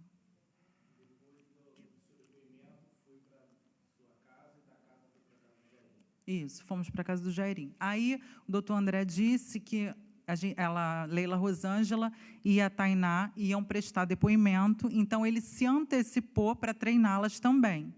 Nesse dia, a Thalita chamou o Guilherme, que é o tio da Tainá, motorista do Coronel Jairo, para levá-las até o escritório do Dr. André. E, nesse momento, a Thalita conversou com a Tainá, e a Thalita soube pela boca da Tainá tudo o que tinha acontecido, e ela pediu para que a Tainá apagasse as mídias e todas as conversas do WhatsApp. Isso eu gostaria até, se pudesse fazer um requerimento, não sei, para pedir quando que essas mídias foram apagadas, porque não fui eu que mandei apagar. Ela mentiu. A Tainá mentiu. Não, eu nunca mandei ela apagar mídia nenhuma. E isso vai, com certeza, ser provado na hora que alguém, não sei quem é que faz esse tipo de serviço, conseguir pegar o telefone dela para mostrar que não foi comigo, não foi na data que ela esteve comigo, que eu mandei ela apagar. Quem mandou ela pagar foi a Thalita, a irmã do Jairinho, que tinha já armado tudo para levar as duas para fazerem uma reportagem, que elas nem sabiam o que iam fazer, no escritório do Dr. André França. E aí, nesse dia... Nesse dia que a senhora chama de treinamento das duas, a senhora estava presente? Eu estava presente em outra sala. A senhora não viu o dito treinamento? Não, ele treinava sempre as pessoas separadamente. Ninguém via, eu não vi quando ele treinou o Jairinho. O Jairinho, acho que até viu algumas vezes, mas ele também tirava os celulares de perto. O doutor André era bem astucioso, sabe? Ele pegava os celulares, ele não deixava o celular perto da gente, não sei, para não filmar, para não fotografar, para não gravar. Mas a gente tem como provar também que ele fez. E eu até peço que a senhora faça que Vossa Excelência abra uma investigação a respeito da conduta dele, porque foi uma conduta criminosa. Então, elas foram treinadas, foram até o escritório. Eu falei com a Tainá assim, eu falei assim, Tainá, você acredita? Eu preciso falar aqui. Claro. Não cabe a mim abrir essa investigação, Sim, não é da minha atribuição, tá? Mas, pelo que eu vi na época, eu oficiei a OAB, que é o que me cabe fazer. Tá? Ok, obrigada. Continuando. Eu falei sim com a Tainá. As únicas palavras que eu me referi a ela foram: Tainá, você acredita que eu matei o meu filho? Ela falou, não. Você acredita que foi o Jairinho? Ela falou, não. Eu falei assim, então é isso que eu preciso saber, que você acredite na gente, porque não fui eu e não foi o Jairinho. Até porque eu acreditava piamente, veementemente, que tinha sido um acidente doméstico, que não tinha sido o Jairinho. E a mesma coisa eu falei para a Rosângela, foram as únicas palavras. Não existiu coação de testemunha nenhuma, até porque eu não tenho poder, eu não tenho influência, eu não tenho dinheiro para comprar pessoas e eu não tenho muito menos poder para intimidar pessoas, como aconteceu comigo. Eu não tenho esse tipo de poder. Então, eu não poderia jamais ter feito coação a ela ou a Leila Rosângela, que eu conhecia também há 2 meses. E elas estavam com o Jairinho há mais de 7 anos. Então, isso também não existiu. E, a partir dali, ele fez treinamento com a Débora, que foi a ex-amante, com quem o Jairinho trocou mensagem de madrugada, na noite da morte do meu filho. Não sei se Vossa Excelência ficou sabendo, mas isso acho que consta nos autos, acho que consta no depoimento dela. Mas o depoimento dela também foi parcial, porque ela foi treinada. E o da Ana Carolina também foi parcial, até em audiência que ela se fez de desorientada aqui, para todo mundo, foi uma vergonha. A audiência, tanto o depoimento dela quanto o depoimento da babá, foi uma grande vergonha, porque a babá estava visivelmente ou coagida, ou ele ia matar ela, não sei, ou ele ia desempregar toda a família, porque toda a família é empregada pela família deles, ou ela estava recebendo dinheiro, não sei qual é o nível de relacionamento entre eles, mas como eu fui já intimidada, como eu já mandaram dizer que iam me matar dentro da cadeia, já falaram para mim que iam matar a minha família do lado de fora, já mandaram mensagem para o meu advogado, para o Hugo, falando, você não tem medo porque você tem filho. Já ligaram para o meu advogado para oprimir ele também, falando para ele sair do caso, porque senão ele ia sofrer retaliação feia, que iam matar ele. Meu advogado vai no presídio me ver e ele fala todas as vezes, Monique, eu não sei se eu vou voltar para casa hoje. Então, não sou eu que coajo ninguém. Infelizmente. Eu estou sofrendo dentro da cadeia, sofri fora da cadeia, junto com eles, sofro dentro da cadeia. Não é só por presa, não, porque tem muitas pessoas dentro da cadeia que estão inocentemente, outras não estão, mas existem pessoas inocentes dentro da cadeia também. E eu só vi e vivi isso depois que eu fui presa, depois que eu convivi e ouvi histórias, porque até então eu estava do lado de fora e eu, como espectadora, achava que pessoas que estavam dentro dos presídios, todas eram culpadas, e hoje eu não enxergo mais desse jeito, porque prisão nem sempre tem a ver com culpa. Eu vejo isso hoje eu presencio. Mas, infelizmente, aconteceu de eu ser intimidada dentro da cadeia, de eu ser ameaçada, e a última vez que eu fui ameaçada, Vossa Excelência, foi segunda-feira agora. Hoje é quarta-feira, foi segunda.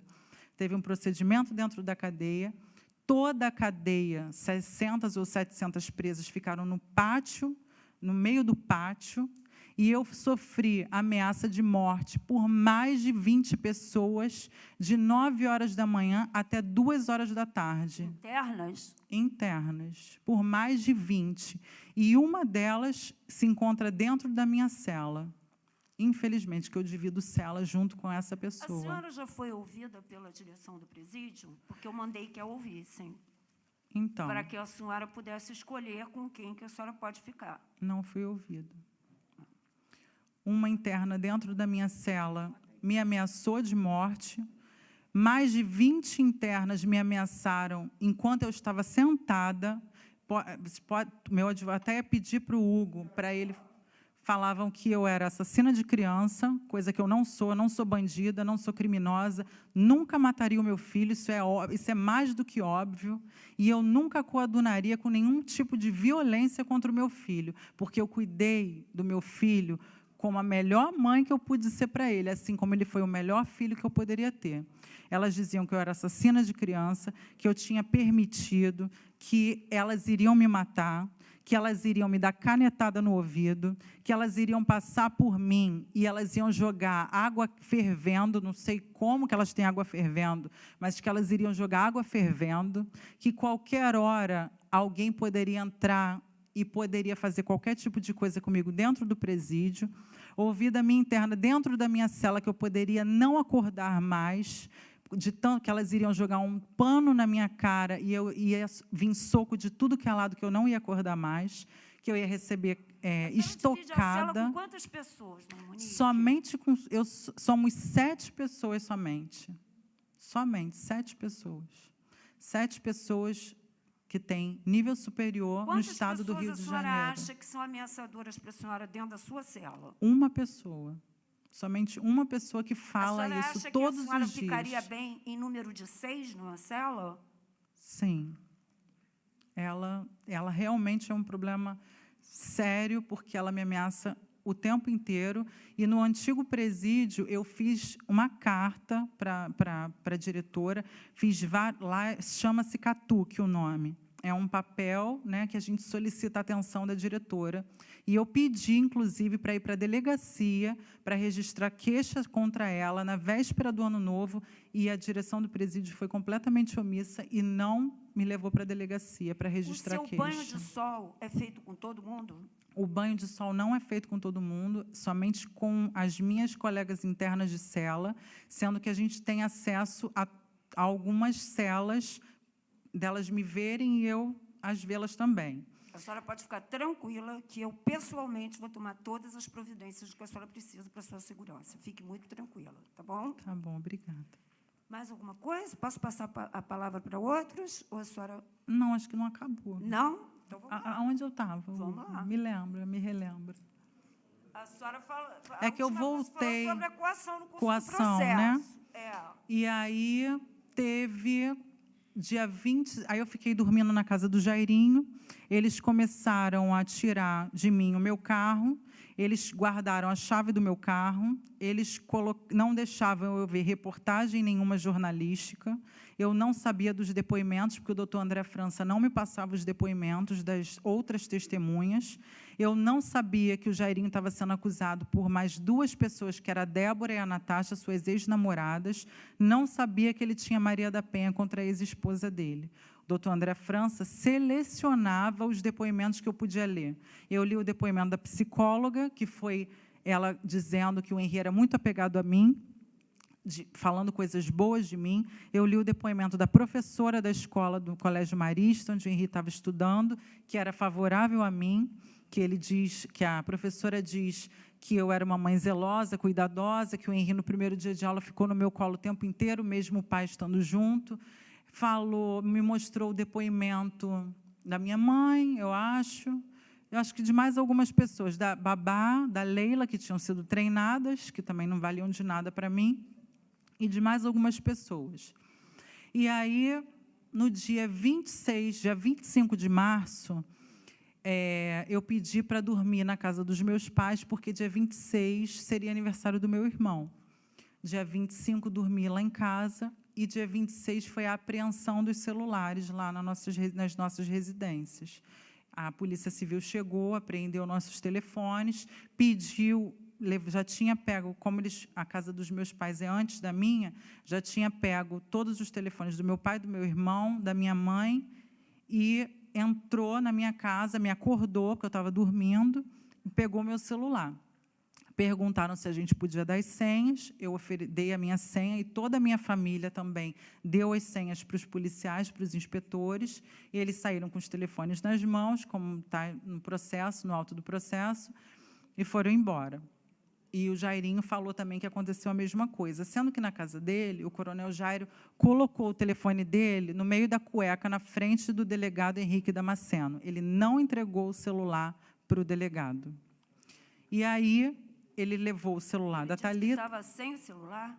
Ele colocou no meio da cueca dele, disse que não estava que estava na Polícia Federal. E ele não entregou o celular dele. Quem entregou foi a Thalita, o Jairinho e a dona Manuela, só. O coronel Jairo não entregou o telefone, dizendo que estava na Polícia Federal. Enfim, aí passaram esses dias, ia ter a reconstituição da cena do crime, que já estava sendo considerado um crime, mas nós tínhamos sido ouvidas como testemunhas. Enfim, até então eu não sabia que era crime, mas estava passando na reportagem, mas eu não estava tendo acesso. Nisso, a minha família começou a me alertar. Monique, olha só, Jairinho tem amante, você sabe disso? Eu falei, não sei de nada. Ah, porque olha na internet, olha no Instagram. Aí comecei a olhar no Instagram. As pessoas incitando o ódio, falando, você é corna, mas tem que falar a verdade. Eu falava, gente, o que esse povo está falando? E eu estava dormindo, porque você estava mandando mensagem para a Débora, você matou meu filho. Aí ele começou a ligar para mim incessantemente. E a minha família toda falou, Monique, não é possível, foi o Jairinho, não é possível que o Henri tenha sido vítima de um acidente doméstico. Todo mundo botando na minha família toda falando que tinha sido o Jairinho. E eu, com a cabeça perturbada, sem saber o que estava acontecendo. No desespero, eu peguei o telefone do meu pai, que eu estava sem telefone, peguei o telefone residencial, liguei para o inspetor Rodrigo, que ele tinha deixado na folha da busca e apreensão, o telefone dele, e falei assim, inspetor Rodrigo, o que é verdade e o que é mentira nesse processo? As pessoas que vão depor, elas têm obrigação de falar a verdade e vocês vão atrás das provas, ou elas simplesmente falam o que querem e vocês acatam? Aí ele falou, Monique, eu não posso te passar nenhuma informação que não seja você dentro de sede policial, mas você tem que falar com o seu advogado, porque você tem advogado constituído. Aí eu falei, caramba, mas o doutor André está me escondendo. Ele estava me escondendo, depoimento da Débora, porque estava dizendo que ele estava falando com ela de madrugada. E eu falei, eu não posso confiar no doutor André, só que eu não tinha outro advogado.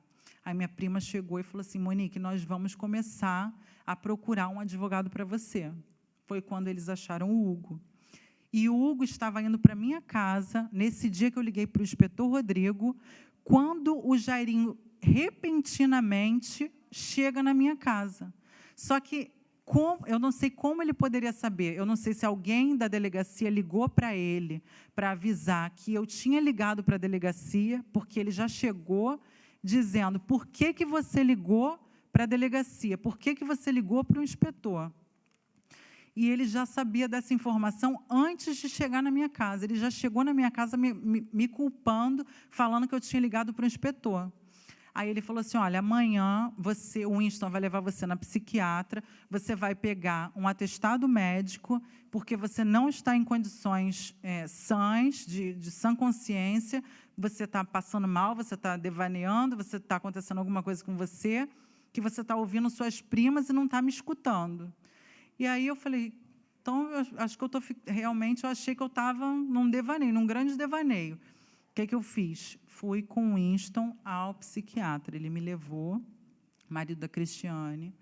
Fui, a médica viu o meu desespero, ela me passou, que eu tomo até hoje, meu antidepressivo, meu remédio de ansiedade. Eu tomo para síndrome do pânico, eu fiquei com fobia de pessoas, e um remédio indutor de sono. Ela me passou vários medicamentos controlados. E fui para casa e o doutor André me proibiu de participar da reconstituição do crime, da cena do crime. Ele falou que eu não poderia participar, que eu não poderia estragar todo o trabalho que ele tinha feito até ali. E assim foi feito. Ele não deixou participar. Eu também estava desconfortável, porque eu tinha visto na reportagem que era um boneco. Eu estava bem assustada com aquilo tudo. Mas concordei com ele, porque a psiquiatra falou que eu não estava bem, que eu não parava de chorar. E ela tinha escutado todo o meu relato na clínica dela, que foi acho que foi na Barra, não lembro aonde, o consultório dela, que foi o Winston que me levou. E eu estava realmente sofrendo muito, então eu aceitei não participar. Mas eu queria ter participado, sim, da reconstituição do crime. E aí foi chegando a semana anterior à semana que a gente foi presa. A Thalita e o Jairinho começaram a ver casas, porque estavam em frente à casa da minha mãe, apareciam repórteres todos os dias.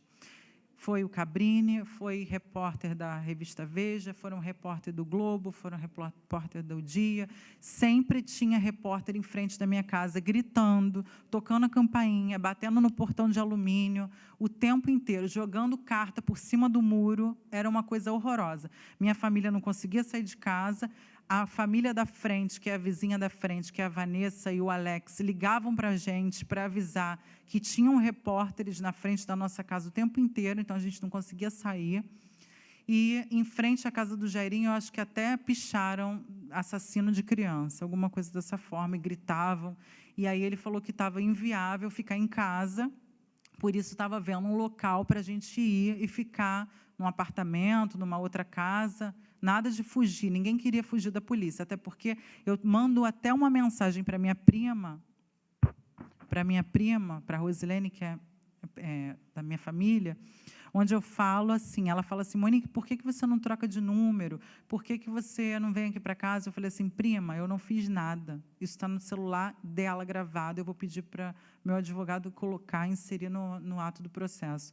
Eu não fiz nada, eu não vou trocar de número, eu sou inocente. Aí ela falou, Monique, mas está passando no jornal direto que o Jairinho torturou criança, passou no Fantástico, que o pai dele é da milícia, passou no Fantástico, estava passando direto no Fantástico, todo dia no noticiário, minha família que me alertava, não era eu que conseguia ver. E ela falou, eu acho melhor você trocar de advogado. Foi até o meu tio, o coronel do bombeiro, que veio aqui prestar depoimento, que ficou falando o tempo inteiro que eu deveria trocar de advogado, porque eu não tinha um advogado, e eu realmente não tinha. Ele estava somente protegendo o Jairinho. Agora, vamos lá para o dia da prisão? Então, vamos, tá. No dia... A senhora, assim, os policiais entenderam quando ouviram a senhora, que a senhora estaria na casa da sua mãe e o Jairinho estaria na casa do pai dele, não é? Sim. Mas a senhora foi presa numa terceira residência. Na casa da tia dele. Por quê? Por conta disso. A gente não tinha alugado. A gente não tinha alugado E nada. agora eu queria que a senhora falasse sobre esse episódio dos telefones que foram jogados pela janela. De quem eram esses telefones? Então, Jairinho comprou 2 telefones, um meu e um dele, né? Ele Isso comprou depois 2. que foram apreendidos os depois de vocês. Depois que foram apreendidos, exatamente. Esses números, eu não sei quem foi que comprou, porque os iPhone, acho que tem um iCloud, que tem que ter uma conta pessoal. Essa conta pessoal, eu não sei de quem é, eu desconheço essa conta. já existia. Os meus advogados até fizeram a perícia dos telefones, porque a gente tem um perito digital. E esse telefone, eu não vi o Jairinho jogar pela janela, até porque eu estava dormindo, Jairinho que acordou. Eu não vi o Jairinho jogar nada pela janela. Eu não sei se foi jogado pela janela, ou se o policial apreendeu na mão do Jairinho. Desse fato, eu não lembro de ter visto ele jogando pela janela. Realmente, eu não sei. E a gente, só que nesse dia não tinha como a gente fugir da polícia, porque existia um depoimento que eu ia prestar na delegacia especializada de crimes digitais, porque eu tinha visto que o meu celular estava sendo acessado em Campos dos Goytacazes, tanto o meu WhatsApp quanto o meu Instagram. Isso meu irmão também tem as provas no celular dele. Meu celular sendo acessado em outro lugar. Então, eu tinha uma oitiva, né, um depoimento marcado para o dia da prisão. Então, realmente não existia fuga. Eu ia até a delegacia, que eu não lembro aonde era, acho que era no centro da cidade, para fazer constar esse depoimento, que também não era armação do doutor André, era de verdade, que meu celular estava sendo usado em Campos dos Goytacazes. Aí foi esse o dia do dia da prisão. O delegado algemou a gente, levou a gente, conduziu, colocou a gente no carro. Tinha realmente muitos repórteres, muitos jornalistas. Foi um dia assim tenebroso. Passamos pelo presídio de Benfica, acho que o FM, o nome é FM, presídio masculino. Tivemos a audiência de custódia, mas que a gente não pôde falar nada, nem a juíza, nem ninguém falou nada, porque estava em sigilo. Eu não sabia nem o motivo do qual eu estava sendo presa naquele momento. E fui direcionada para o presídio de Niterói, que era onde tinha o ensino superior, a prisão de pessoas que tinham nível superior. E, nisso, cheguei no presídio de Niterói, e a policial falou também uma frase célebre, que eu não vou esquecer nunca mais na minha vida: bem-vinda ao inferno. E é realmente um inferno. A prisão é um inferno de um descaso total, de um investimento de dinheiro público que não serve para nada. Não serve para ressocializar pessoas, não serve para ajudar pessoas. Não tive, acho que eu tive 1 ou 2 sessões de psicólogo, eu tive mais com o meu psicólogo particular, que a Vossa Excelência permitiu, que foi aonde eu consegui desabafar.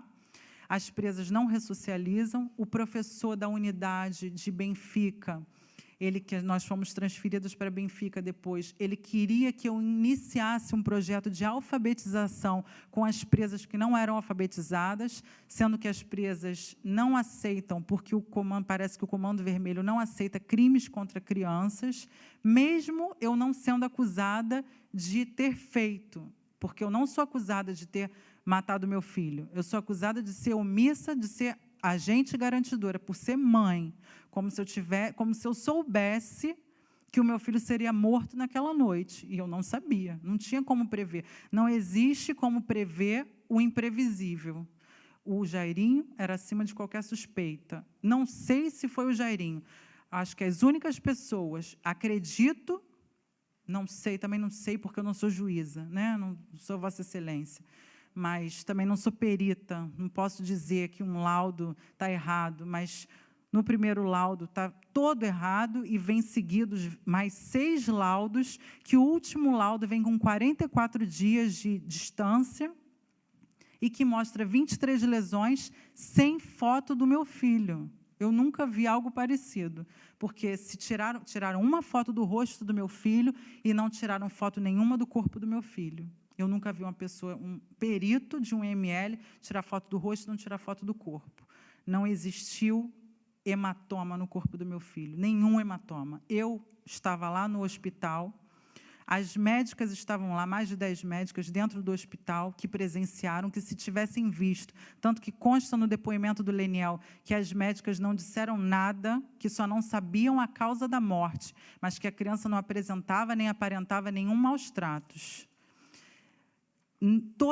O coronel Jairo viu o Henri, o Leniel ficou com o Henri mais de 30 minutos vendo o meu filho, não tinha marca, senão ele também teria falado. Quem queria, da família do Leniel, também viu meu filho pelado, nu, em cima do leito daquela emergência de hospital, e não tinha um hematoma. Nenhum, Excelência, não tinha nenhum hematoma. O único hematoma que tinha era um arranhão que foi feito pela sonda do nariz, que eu vi.